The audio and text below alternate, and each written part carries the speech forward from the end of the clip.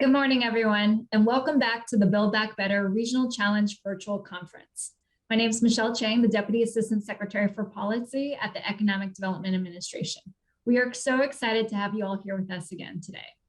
I hope you found yesterday's sessions to be helpful as you work towards strengthening and finalizing your proposals over the next 6 weeks. Today, we have some exciting sessions from experts who will speak to what makes a successful outcome-oriented component project on how you can best tell your story and build your narrative. We have quite the lineup this morning. So before I hand it over, I want to take a moment first to say thank you.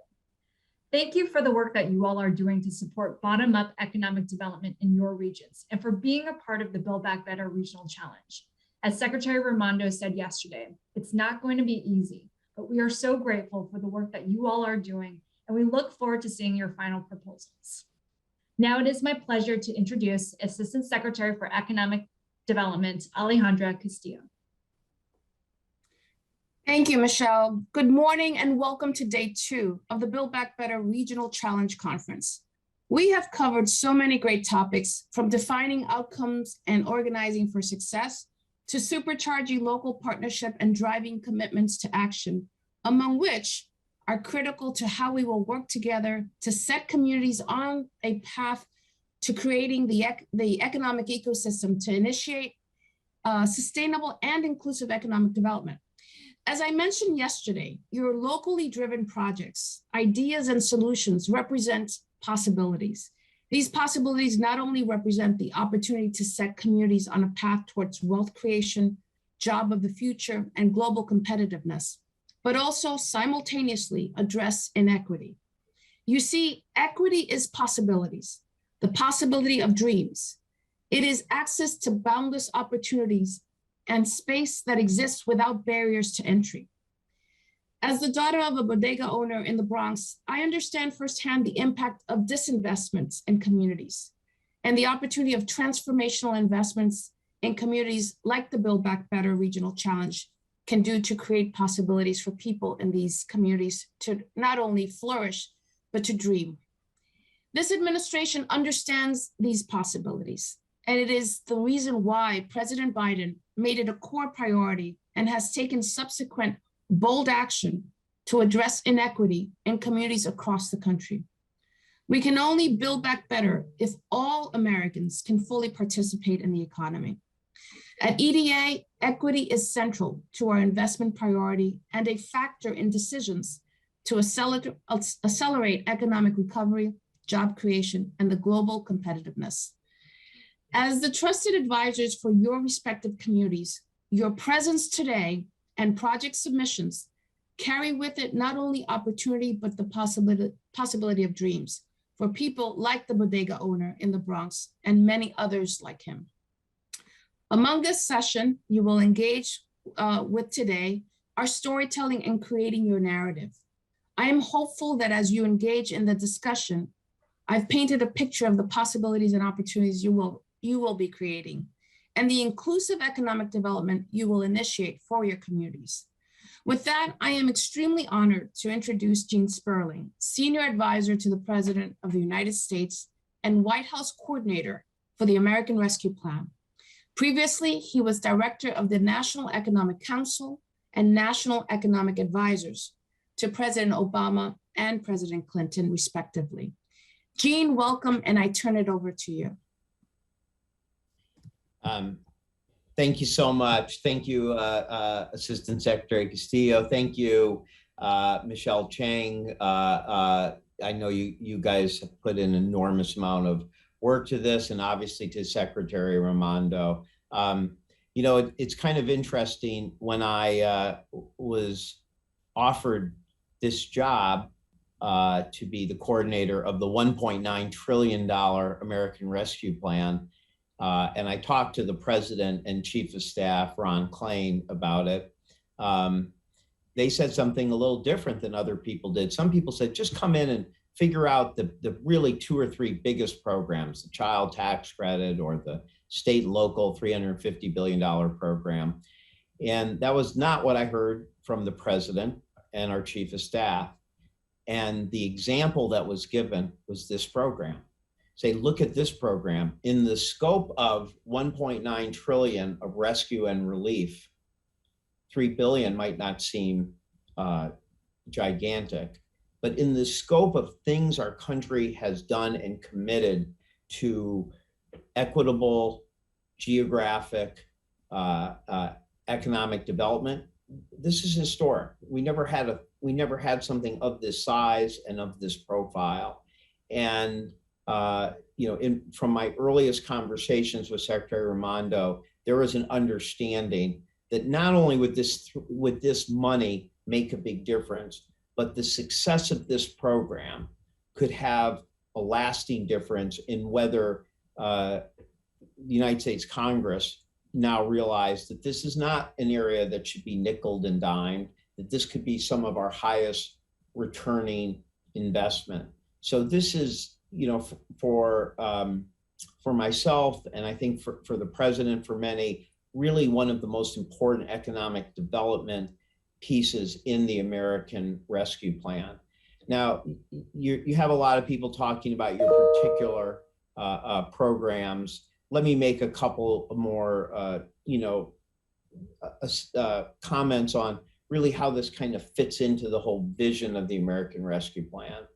First of all, I did want to just, say how impressive or really proud you should feel of the designation you've had. It's not often you have a program like this where just to get to the finals, only 1 in 10 people would be chosen. It's, usually when you hear that, it's somebody's bragging about their child getting into a selective college.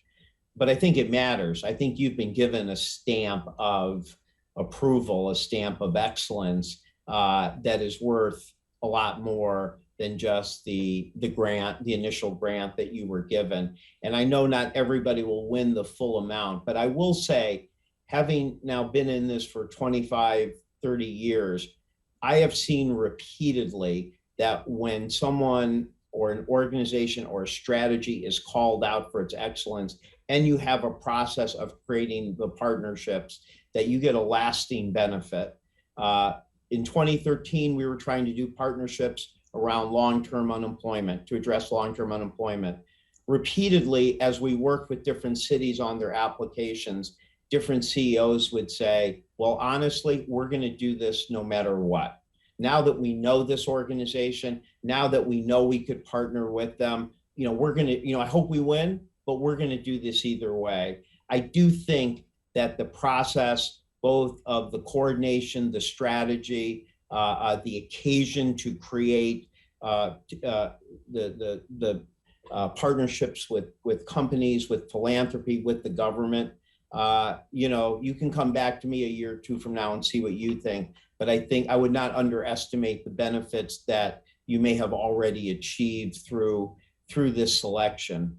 In terms of the, to me, where this fits in when we think strategically, the truth is that when you go through a deep recession, there's always the moment where you look out and administration says, we are, the numbers are now up, jobs are up, people's savings are up.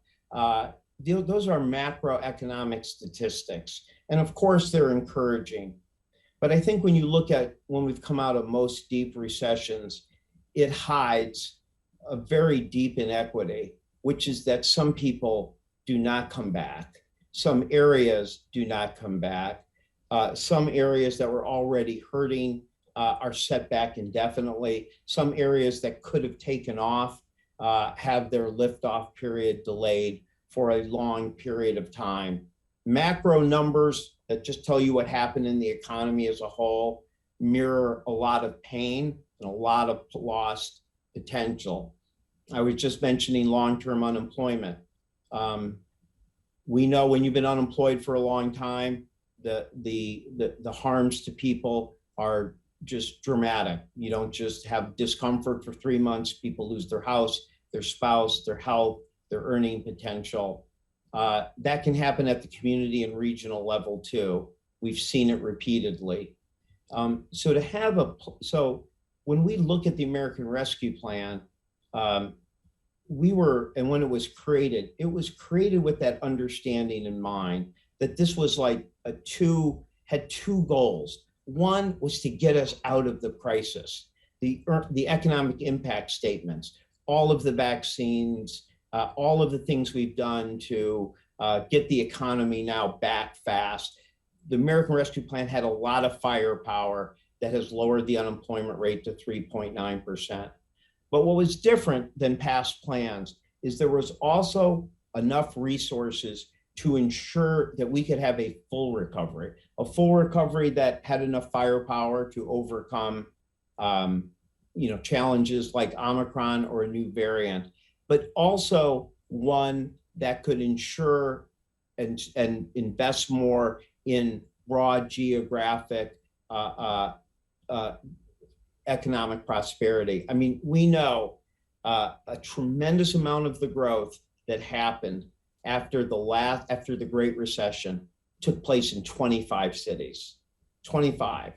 We know that the technology boom made many of the benefits went to 5, 7, 8 cities.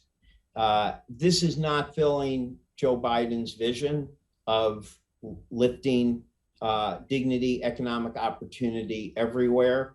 So this program is maybe not considered part of the emergency side.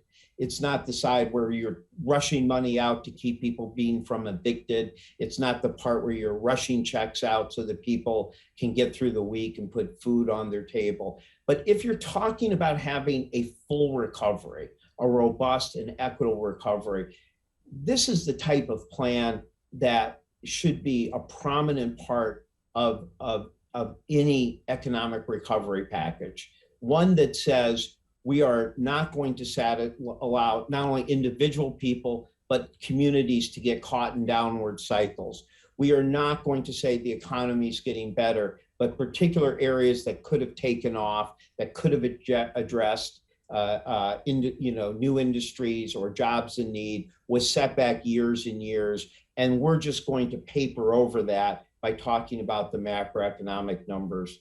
So when I look at this, when I look at the fact of the focus on rural economic development, urban economic development, when I look at the variety of programs here, from those that are really designed to bring prosperity and new innovation and hope to places that have been extremely hard hit, or other areas that maybe we're not in such a difficult posture, but now have the capacity to grow and create jobs in an equitable way. I think this is more than just the programs we have. This is really about the vision of what we should do, how we should invest in broad, equitable economic growth, and realize that behind the macroeconomic numbers are real communities and real industries and real people who have dynamics that can lead to downward cycles, that can lead to long-lasting harm, or that one can take these moments and invest and bring people together, have comprehensive visionary strategies. I mean, when I look through what you have here, those of you, what you've done, it's just enormously impressive. And I'll be honest, $3 billion for this overall program.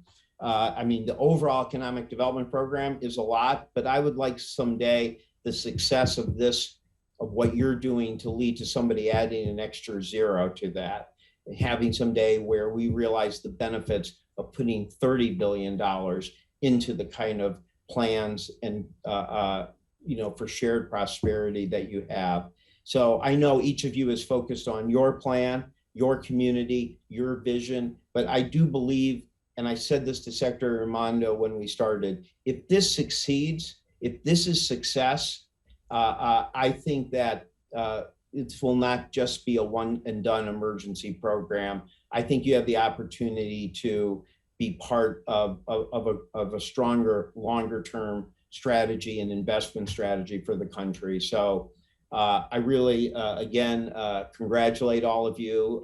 It is, really an honor, but not just, I think, an honor to be where you are. I think it is a stamp of approval and quality that I think for even people who don't get the full amount is going to pay off in future dividends, that in terms of the strategy and the reputational benefits that you have all earned rightfully in being selected as one of the finalists.